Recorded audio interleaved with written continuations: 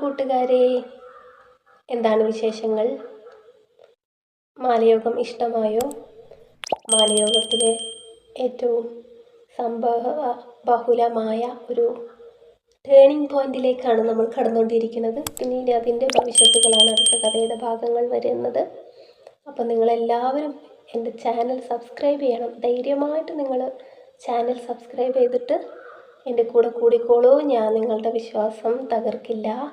എൻ്റെ കയ്യിൽ ഒട്ടനവധി സംഭവ മുഹൂർത്തങ്ങൾ അടങ്ങിയ കഥകൾ സ്റ്റോക്കുണ്ട്, എഴുതി വച്ചിരിക്കുകയാണ്. അത് റെക്കോർഡ് ചെയ്യേണ്ട കാര്യമേ ഉള്ളൂ. അപ്പോൾ ഒരിക്കലും നിങ്ങൾക്ക് നിരാശപ്പെടേണ്ടി വരില്ല. തീർച്ചയായിട്ടും കഥകളായിട്ട് ഞാൻ വരും. അപ്പോൾ നിങ്ങളെല്ലാവരും സബ്സ്ക്രൈബ് ചെയ്ത് നമ്മുടെ കൂടെ കൂടണേ. മാലയോഗത്തിലേക്ക് വരാം. അപ്പുവിൻ്റെ കൈ വിടാതെ ഉണ്ണിമായയും ഉണ്ണിമായുടെ കൈ വിടാതെ നിമിഷയും മുറുകെ പിടിച്ചു. വരൻ്റെ മുഖത്തൊരു തെളിച്ചമില്ലല്ലോ. വെങ്കിടിക്കരികിൽ ടവൽ കൊണ്ട് മുഖം തുടച്ച് നിൽക്കുന്നുണ്ട് വിഘ്നേഷ്. നിമിഷ പറയുന്നത് നേരാണെന്ന് സമയം പോകെ ഉണ്ണിമായ്ക്കും തോന്നി തുടങ്ങി. സമുദ്രയുടെ കുടുംബത്തിൽ നിന്നും ഒരാളെപ്പോലും അവിടെ കാണാനുണ്ടായിരുന്നില്ല. താലി കെട്ടാനുള്ള സമയമായി തുടങ്ങി. നിമിഷ കയ്യിൽ കെട്ടിയ വാച്ചിൽ നോക്കി പറയുന്നത് കേട്ട് ഉണ്ണിമായ്ക്കും ഹൃദയമിടിപ്പ് കൂടി. വിക്കി, അവള്? വെങ്കിടി അവൻ്റെ കൈകളിൽ മുറുകെ പിടിച്ച് അവനോട് ചേർന്ന് നിന്നു. ആളുകൾ തമ്മിൽ പരസ്പരം രഹസ്യം പറഞ്ഞ് അത് ഉച്ചത്തിലായി. ചോദ്യങ്ങൾ ഉയർത്തി നിലവിളി കൂട്ടുന്ന ആളുകൾക്ക് നടുവിൽ നിന്ന് സുബ്ബലക്ഷ്മി തളർന്നു നിൽക്കുന്ന മകനെ നോക്കിയെങ്കിലും അവരുടെ മുഖത്ത് ധൈര്യം നിഴലിച്ചു. എടോ, എന്തോ കുഴപ്പമുണ്ട് കേട്ടോ. പറഞ്ഞ പോലെ പെണ്ണിൻ്റെ വീട്ടുകാരോ പെണ്ണോ വന്നിട്ടില്ല. കാതോരം പറയുന്നവളെ ഞെട്ടലോടെ നോക്കി ഉണ്ണിമായ. അതാണ് ആളുകളുടെ ഈ മുറുമുറുപ്പ്. അയ്യോ, അത് കഷ്ടമാകുമല്ലോ. ഇനി എന്താ ചെയ്യുക? അപരിചിതമായ ആ അവസ്ഥ ഓർത്തപ്പോൾ ഉണ്ണിമായുടെ നെഞ്ചം കിടുങ്ങി. അമ്മ പറഞ്ഞതുപോലെ വിവാഹത്തിനുള്ള എല്ലാ ഒരുക്കങ്ങളും ചെയ്തിട്ടുണ്ട്. അവളെ താലി ചാർത്താൻ വരൻ്റെ കുപ്പായ അണിഞ്ഞ് ഭഗവാന്റെ മുമ്പിൽ വന്ന് നിന്നിട്ടുണ്ട്. ഇനി ഞാൻ എന്ത് വേണം? അമ്മ പറ. വിതുമ്പലോടെ വിഘ്നേഷ് അമ്മയുടെ മുമ്പിൽ തലകുനിച്ചു. അവരുടെ കൈവിരലുകൾ നെറ്റിയിൽ മുട്ടിച്ച് നിസ്സഹായനായി അവൻ നിന്നു. വിക്കി, ഇത് നിനക്കാ. കയ്യിൽ പിടിച്ച വെള്ളക്കടലാസ് വിഘ്നേഷിൻ്റെ മുമ്പിലേക്ക് നീട്ടി വെങ്കിടി.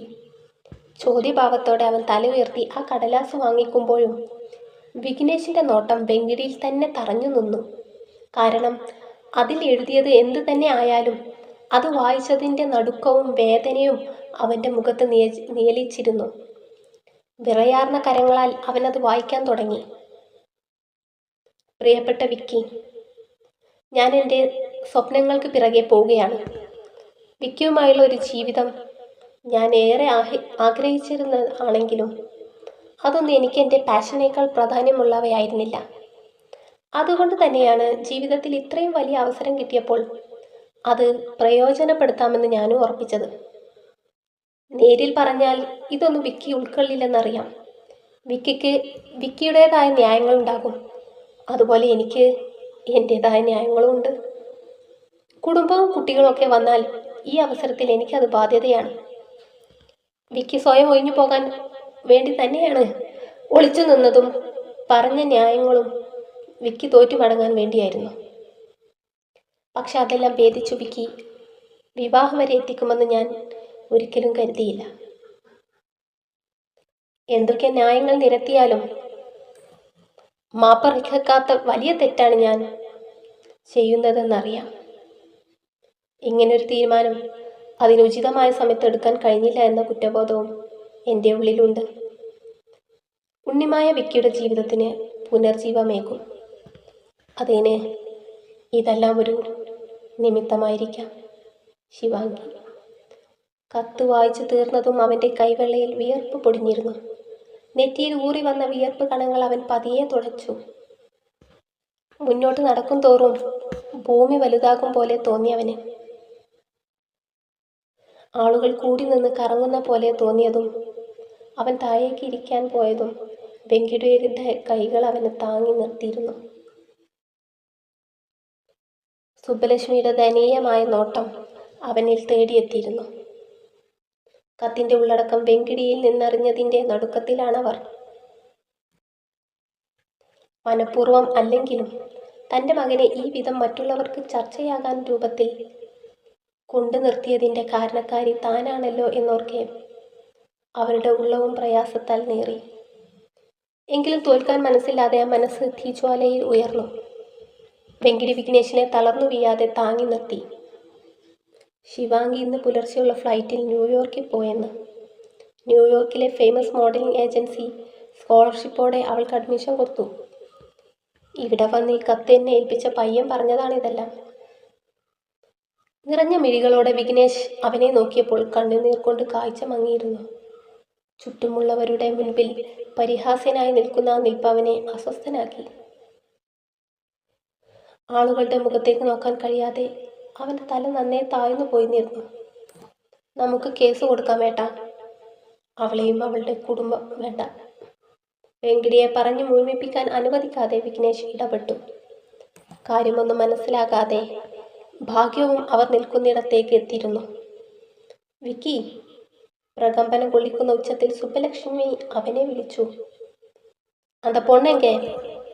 സുബ്ബലക്ഷ്മിയുടെ നെഞ്ചം ഉയർന്നു പൊങ്ങി. അവരുടെ മിഴികൾ ആ ആൾക്കൂട്ടത്തിൽ തേടി നടന്നു. ഉള്ളിൽ അലയടിക്കുന്ന പിരിമുറുക്കം അവരെ തളർത്തുന്നുണ്ടെങ്കിലും ഇവിടെ തോൽക്കാൻ മനം കൊള്ളാതെ അവർ തല ഉയർത്തി തന്നെ നിന്നു. ഉണക്ക് കാത് കേൾക്കാതാ. സുബ്ബലക്ഷ്മിയുടെ മുഖം രോഷത്താൽ ശോഭിച്ചു. ആരമ്മ? നേർത്ത സ്വരത്തിൽ രഹസ്യമായി വെങ്കിടി അവരോട് തിരക്കി. ഉണ്ണിമായ. ആ പേര് കേട്ടതും ഇരുവരും ഒന്ന് ഞെട്ടിത്തെരിച്ചിരുന്നു. അമ്മ ഇപ്പം എന്തിനാണ് ഉണ്ണിമായ തിരക്കുന്നത്? വെറുതെ സീനുണ്ടാക്കല്ലേ. ആ പെണ്ണിതിൽ നിരപരാധിയാണ്. ശിവാംഗി അവൾ ഉദ്ദേശിച്ച മേഖലയിൽ എത്തിപ്പെടാൻ കാണിച്ച ചീപ്പ് സോളോ ഡ്രാമയായിരുന്നു ഇത്. വെങ്കിടി ആരും കേൾക്കാതെ സുബ്ബലക്ഷ്മിയുടെ അരികിൽ നിന്ന് പറഞ്ഞുകൊണ്ടിരുന്നു. നിരപരാധിയാണോ അപരാധിയാണോ എന്ന് ഞാൻ തീരുമാനിച്ചോളാം. നിങ്ങൾ ആരെയും അവളെ വിളിക്കുന്നുണ്ടോ? എനിക്കറിയാം, അവൾ ഈ വിവാഹത്തിന് വന്നിട്ടുണ്ട്. സുബ്ബലക്ഷ്മിയുടെ സ്വരത്തിന് മൂർച്ച ഏറി തുടങ്ങി. ഉണ്ണിമായ ഒന്നിങ്ങ് വന്നേ. തിയേറ്ററിലെ ചില സ്റ്റാഫുകൾക്കിടയിൽ നിന്ന് നിമിഷ പറഞ്ഞു കൊടുക്കുന്ന കാര്യങ്ങൾ ശ്രവിച്ചു കൊണ്ടിരിക്കുന്ന ഉണ്ണിമായയെ ചൂണ്ടി വെങ്കിടി വിളിച്ചു. അവളുടെ നെഞ്ചിൽ ഒരു കൊള്ളിയാൻ മിന്നി. എടോ, തന്നെയാണ്, ഇങ്ങോട്ട് വാ. മുന്നോട്ട് വരാൻ ഭയന്ന് നിൽക്കുന്നവളെ വീണ്ടും മാടി വിളിച്ചവൻ. തലതാഴ്ത്തി നിൽക്കുന്ന വിഘ്നേഷിൻ്റെയും വെങ്കിടിയുടെയും ഒടുക്കം സുബ്ബലക്ഷ്മിയുടെയും മുഖത്തേക്ക് നോക്കി വരുന്നവളെ മിഴികളിൽ നിറച്ചു. സുബ്ബലക്ഷ്മി നിന്നു. ചെമ്പട്ട് നിറത്തിലുള്ള സാരി ഉടുത്ത് മുല്ലപ്പൂ ചൂടി തുളസിർ കതിർ പോലൊരു ശാലീന സുന്ദരിയെ കണ്ട് അതുവരെ അവർക്കുള്ളിൽ നിറഞ്ഞാടിയ സംഘർഷങ്ങളെല്ലാം അലിഞ്ഞില്ലാതാവുന്നത് അവർ അറിയുന്നുണ്ടായിരുന്നു. വാ മോളെ. കൃഷ്ണഭഗവാന്റെ കളി ഇപ്പോഴല്ല നമുക്ക് മനസ്സിലായത്. മിഴിയിൽ നിന്നുതിർന്ന മിഴിനീരോടെ അവർ ഉണ്ണിമായുടെ കവിളിൽ തലോടി. അവളാവട്ടെ ചിരിക്കണോ കരയണോ എന്നറിയാത്തൊരവസ്ഥയിലും. മുൻപിൽ നടക്കുന്നത് മനസ്സിലാവാതെ നിൽക്കുന്ന നിമിഷയെ ഉണ്ണിമായ ഒന്ന് തിരിഞ്ഞു നോക്കി. വിക്കി, ഇതാ ഉൺ പൊണ്ണ്. ഹൃദയത്തിലൂടെ അസ്ത്രം പോയ വേദനയോടെ അവൻ നിന്നു. അറിയാതെ അവനൊരടി പിറകിലേക്ക് മാറി നിന്നു പോയിരുന്നു. അമ്മ, ഇതെന്തൊക്കെയാ ഈ പറയുന്നത്? കല്യാണം എന്തായാലും നടക്കില്ല എന്ന് കരുതി ഏതെങ്കിലും ഒരു പെണ്ണിനെ പിടിച്ച് ഏട്ടൻ്റെ തലയിൽ കെട്ടി വെക്കുകയാണോ? വെങ്കിടി സുബ്ബലക്ഷ്മിയെ കൈപിടിച്ച് മറ്റൊരു വശത്തേക്ക് കൊണ്ടുപോയി. ഏതേലും പെണ്ണല്ല, അവൻ അറിയുന്ന പെണ്ണ്. ഇന്നല്ലെങ്കിൽ നാളെ അവൻ അംഗീകരിച്ചേക്കാവുന്ന പെണ്ണ്. പിന്മാറാൻ ഒരുക്കമില്ലാതെ സധൈര്യം മുന്നോട്ട് തന്നെ എന്ന ഭാവത്തിൽ സുബ്ബലക്ഷ്മിയും. അമ്മ, എല്ലാവരെയും ഈ വിവാഹം നടക്കില്ലെന്ന് അറിയിച്ചേക്ക്. ഞാൻ പോവാണ്. എനിക്ക് വയ്യെങ്കിലും നിന്നുരുകാൻ. പിന്തിരിഞ്ഞു നടക്കാൻ തുനിഞ്ഞ വിഘ്നേഷിൻ്റെ കൈത്തണ്ടയിൽ സുബ്ബലക്ഷ്മി പിടുത്തമിട്ടു. അമ്മയെ നടുകടലിൽ എറിഞ്ഞിട്ട് എൻ്റെ മോൻ രക്ഷപ്പെടുകയാണോ? അതാണോ നീ ഇപ്പോൾ പറഞ്ഞതിൻ്റെ സാരം? സുബ്ബലക്ഷ്മി അവനെ തറപ്പിച്ചു നോക്കി. അവർക്കിടയിൽ നടക്കുന്ന വാഗ്വാദങ്ങൾ കേൾക്കെ ഉണ്ണിമായുടെ ദേഹം വിറയിൽ കൊണ്ടു. നിസ്സംഗതയോടെ അവരെ നോക്കി നിൽക്കുന്ന അവളുടെ അരികിലേക്ക് സുബ്ബലക്ഷ്മി വന്നു വിറച്ച് വിറങ്ങലിച്ച് അവളുടെ കരങ്ങൾ കവർന്നു. അവളും വാർദ്ധക്യത്താൽ ചുളിവുകൾ വന്ന ആ തൊലിപ്പുറത്തൊന്ന് തഴുകി. ഉണ്ണിമായ, എൻ്റെ മോൻ വിക്കിയെ വിവാഹം കഴിക്കണം. നിന്റെ മാനസികാവസ്ഥ അമ്മക്ക് മനസ്സിലാകും. ഇതൊന്നും ഉൾക്കൊള്ളാൻ മോളുടെ മനസ്സ് പാകപ്പെടില്ലെന്നും എനിക്ക് മനസ്സിലാകും. എൻ്റെ മകനെ ഓർത്ത് ഈ അമ്മ സ്വാർത്ഥയാകുകയാണ്. ഈശ്വര നിശ്ചയം നിങ്ങൾ തമ്മിൽ ചേരാനാണ്. അവരുടെ വാക്കുകൾ കാതിൽ പതിഞ്ഞതും അവളുടെ ഹൃദയം സ്തംഭിച്ചു. ഒരു വേള തളർന്നു പോകുമെന്ന് തോന്നിയതും അവൾ പിറകിലേക്ക് നോക്കിയപ്പോൾ കാര്യം പന്തിയല്ലെന്നറിഞ്ഞത് നിമിഷ അവളുടെ അടുത്തേക്ക് എത്തിയിരുന്നു. നിമിഷേ, ഇടറിയ സ്വരത്തോടെ അവൾ നിമിഷയെ വിളിച്ചു.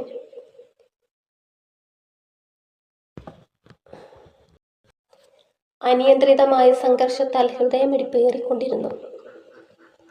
കൈകാലുകൾ മരവിച്ചു തുടങ്ങി, തല പെരുത്തു. ഒരു നിമിഷം അവളുടെ നിസ്സഹായത നിറഞ്ഞ ഭാവം വിഘ്നേഷിന്റെ ഉള്ളിലച്ചു.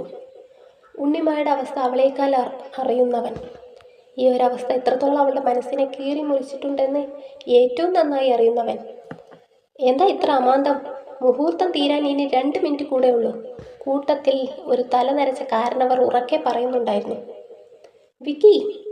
കയ്യിലെ താലിയെടുത്ത് സുബ്ബലക്ഷ്മി വിഘ്നേഷിന്റെ കൈവളയിൽ വെച്ച് കൊടുത്തു. അമ്മയെ ധിക്കരിക്കാനാണെങ്കിൽ പിന്നെ നീ എന്നെ ജീവനോടെ കാണില്ല എന്നൊരു താക്കീതും. നിറഞ്ഞ മിഴികളൊന്ന് തുടച്ച് വിഘ്നേഷ് ഉണ്ണിമായുടെ അരികിലേക്ക് നീങ്ങി.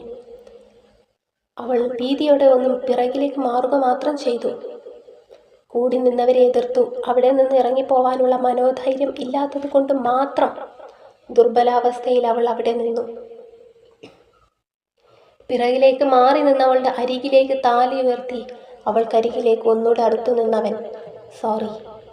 ഇരുകൈകളാൽ ഉയർത്തിയ താലി ഉണ്ണിമായുടെ കഴുത്തിൽ കെട്ടിക്കൊടുക്കും നേരം അവൾക്ക് മാത്രം കേൾക്കാൻ പാകത്തിൽ വിഘ്നേഷ് അവളുടെ കാതോരം പറഞ്ഞു. ചുറ്റും കേൾക്കുന്ന വാദ്യമേളങ്ങളുടെ നാദം കാതിൽ പതിയുമ്പോഴും തൊട്ടു മുൻപത്തെ നിമിഷം താൻ സുമംഗലി ആയതിൻ്റെ നടുക്കത്തിൽ അവൾ വിറങ്ങലിച്ചു പോയിരുന്നു. ഭാഗ്യം കയ്യിൽ കൊടുത്ത തുളസിമാല ഉണ്ണിമായ്ക്ക് നേരെ നീട്ടിയതും പകപ്പോടെ അവളെ നോക്കി നിന്നു ഉണ്ണിമായ. ഈ മാല വിക്കിയുടെ കഴുത്തിലിട്ട് കൊടുക്കൂ ഉണ്ണിമായ. ഭാഗ്യം പതിയെ പറയുന്നത് കേൾക്കുകയാണ് അവളുടെ ബോധം പൂർവ്വസ്ഥിതിയിലെത്തിയത്. ഭാഗ്യം അവൾക്ക് നേരേക്ക് നീട്ടിയ തുളസിമാല വാങ്ങി അവൾ അരികിൽ നിൽക്കുന്നവൻ്റെ കഴുത്തിലിട്ട് കൊടുത്തു പിറകിലേക്ക് മാറി നിന്നു. വെങ്കിടി വിഘ്നേഷിൻ്റെ അരികിൽ നിന്നും കൊടുത്ത തുളസിമാല അവളുടെ കഴുത്തിലിട്ടു. യാതൊരു തെളിച്ചവുമില്ലാതെ നന്നേ ഇരുണ്ടുപോയ മുഖത്തോടെ ഏട്ടനെ കാണേ വെങ്കിടിയുടെയും ഭാഗ്യത്തിൻ്റെയും മനസ്സ് അസ്വസ്ഥമായി. അവർക്ക് സുബ്ബലക്ഷ്മിയോട് അരിശം തോന്നി. അവർ അത് പങ്കുവെക്കുന്ന പോലെ പരസ്പരം നോക്കി. ചടങ്ങെല്ലാം കഴിഞ്ഞതും എല്ലാവർക്കും മുമ്പേ വിഘ്നേഷ് ക്ഷേത്രത്തിന് പുറത്തേക്ക് ഇറങ്ങി കാറിൽ കയറി. ഡോർ അടച്ചിരുന്നു. അസഹ്യമായ മാനസിക വ്യത അവനെ പിടിമുറുക്കിയിരുന്നു. ഭാഗ്യ തുറന്നു കൊടുത്ത ഡോർ വഴി കാറിൽ കയറാൻ ഉണ്ണിമായെ ഭാഗ്യ സഹായിച്ചു. അപ്പുറത്തെ ഭാഗത്തെ ഡോർ തുറക്കുന്ന ശബ്ദം കേട്ടിട്ടും അവിടേക്ക് നോട്ടം എത്തിക്കാതെ സീറ്റിലേക്ക് തല ചായ്ച്ചു വിഘ്നേഷ് കൈത്തണ്ട നെറ്റിയിൽ വെച്ച് കണ്ണടച്ചു. അരികിലിരിക്കുന്നവൻ്റെ ചേഷ്ടകൾ അവളുടെ ഉള്ളം സങ്കീർണമാക്കി. ഒന്നുറക്കെ കരയാൻ പോലും അവൾക്ക് ഭയം തോന്നി. മിഴികൾ വാർന്നൊലിക്കുന്നതിനനുസരിച്ച് തേങ്ങലിൻ്റെ ഒരു ശബ്ദം പോലും പുറത്തു വരാതെ അവൾ കണ്ണീർ ഒലിച്ചിറങ്ങിയ കവിളുകൾ അമർത്തി തുടച്ചുകൊണ്ടിരുന്നു. പുറകിൽ വരുന്ന വാഹനങ്ങൾക്കിടയിലെ ഓമ്നി വാനിൽ തന്നെ അപ്പവും നിമിഷയും തിരികെ പോന്നു. കഴുത്തിൽ കിടക്കുന്ന താലി അവളുടെ ദേഹമാകെ പൊള്ളിക്കുന്നുണ്ടായിരുന്നു. ഇടയ്ക്കെപ്പോഴോ ആ താലിയിൽ ഉണ്ണിമായുടെ പിടുത്തം വീണിരുന്നു. മറ്റൊരു പെൺകുട്ടിയുടെ കഴുത്തിൽ കിടക്കേണ്ട താലി നിമിഷ നേരം കൊണ്ട് തൻ്റെ കഴുത്തിൽ. ഓർക്കും തോറും അവൾക്ക് അവശത കൂടി. പൂക്കളും വർണ്ണക്കടലാസുകളും കൊണ്ടലങ്കരിച്ച ഓഡിറ്റോറിയത്തിൻ്റെ വലിയ കവാടത്തിന് മുമ്പിൽ കാർ വന്ന് നിർത്തി. ഓടിയെത്തി വെങ്കിടി വിഘ്നേഷിൻ്റെ ഡോർ തുറന്ന് കൊടുക്കും മുമ്പേ അവൻ ഡോർ തുറന്ന് ഇറങ്ങിയിരുന്നു. അവൻ്റെ മുഖവും ഭാവവും എല്ലാം ഒരു ഭ്രാന്തനെ പോലെയായി തീർന്നിരുന്നു. ഏട്ടാ, ആളുകളൊക്കെ ശ്രദ്ധിക്കുന്നുണ്ട്. ഈ ഫംഗ്ഷൻ ഒന്ന് തീർന്നോട്ടെ, ബാക്കി നമുക്ക് എന്താന്ന് വെച്ചാൽ തീരുമാനിക്കാം. ഇപ്പം ഏട്ടനൊന്ന് ഉഷാറായി നിൽക്കൂ. വെങ്കിടി വിഘ്നേഷിനെ നെഞ്ചിലേക്ക് ചാഞ്ഞ് നിന്നുകൊണ്ട് കേണു. ഇനി എന്ത് തീരുമാനിക്കാൻ? ആ പെണ്ണിൻ്റെ തലയിലായി. നിനക്ക് ഇപ്പോൾ അതൊക്കെ പറയാം. നിനക്കെന്താ നഷ്ടം? ഏട്ടൻ്റെ ലൈഫല്ലേ പോയത്. അമർഷം കൊണ്ട് വിഘ്നേഷിന് അവൻ്റെ മുഖം മാന്തി പൊളിക്കാൻ തോന്നി. ദയവായി സഹകരിക്കൂ, ഞാൻ എൻ്റെ ഏട്ടൻ്റെ കാല് പിടിക്കാം. വെങ്കിടി പറയുന്നതിനിടയ്ക്ക് ഭാഗ്യത്തിൻ്റെ ഒപ്പം ഉണ്ണിമായ അവനരികിലേക്ക് വന്നു നിന്നു. വരൂ. സുബ്ബലക്ഷ്മി അവർക്ക് നടുവിലേക്ക് വന്ന് ഉണ്ണിമായുടെ വലം കൈയിൽ അവരുടെ ഇടം കൈ കോർത്തു ശേഷം അവരുടെ വലം കൈയാൽ വിഘ്നേഷിൻ്റെ ഇടം കൈയും കോർത്തു. കരയുന്ന അപ്പുവിനെ തോളിൽ ചേർത്ത് സമാധാനിപ്പിച്ച നിമിഷയും അവർക്ക് പിറകിൽ അവൾ അറിയാതെ ഉണ്ടായിരുന്നു. മുൻപോട്ട് നടന്ന് കയറുമ്പോഴേ ഓഡിറ്റോറിയത്തിനകത്തും പുറത്തും നിൽക്കുന്ന അതിഥികൾ ഉണ്ണിമായെ അതിശയോക്തിയോടെ നോക്കി.